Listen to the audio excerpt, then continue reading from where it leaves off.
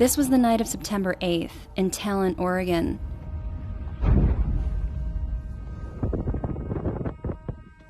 The chaotic scene was the result of the Almeida Drive fire, a fire that ultimately spread through multiple towns. The next day, the extent of the damage became clear. It's the worst thing I've ever seen in my life. I had seen videos, but it's 1,000 times worse than I could have ever imagined. When compared to some of the other wildfires raging in remote areas along the West Coast, the Almeida Drive fire burned less overall territory, but it was particularly ruinous because it struck well-populated areas. So how did it get so out of control? We analyzed satellite images, social media postings, videos, and first responder radio traffic to create a snapshot of the disaster's destructive 24 hours.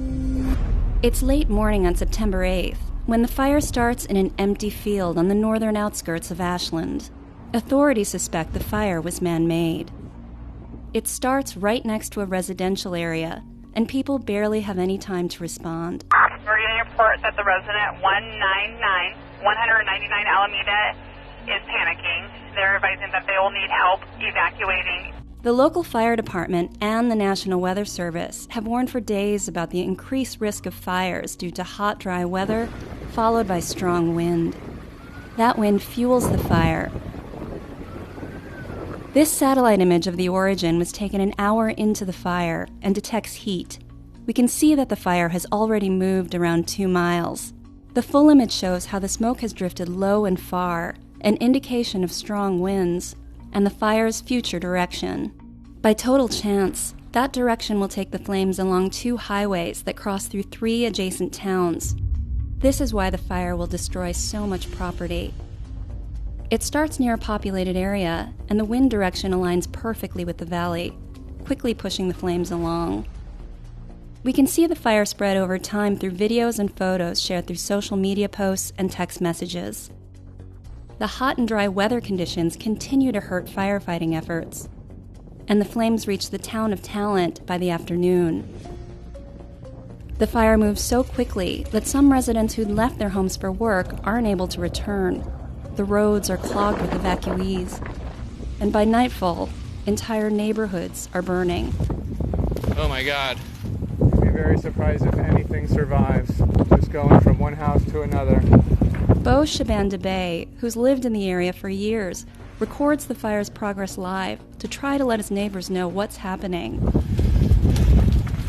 I don't know what the address is. Debay's own house was spared by the flames, just barely. God, it's so sad. These are brand new houses they just put in.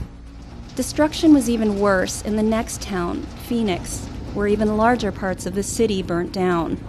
The fire was finally stopped at the outskirts of Medford, a city of more than 80,000 people, avoiding an even larger disaster. The next day, Debay returns to survey the damage in Talent. The destruction is just unimaginable. Never seen anything like this.